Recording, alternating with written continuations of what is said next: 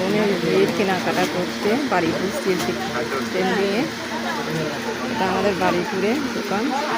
এখানে কম রেঞ্জ ভালো রেঞ্জে ভালো কোয়ালিটির শাড়ি পাবেন, চলে আসবেন বাড়িপুরে। খুব ভালো ভালো শাড়ি এখানে পাওয়া যায়।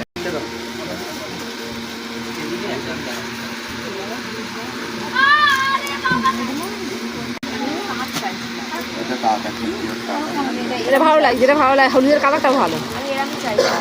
হ্যাঁ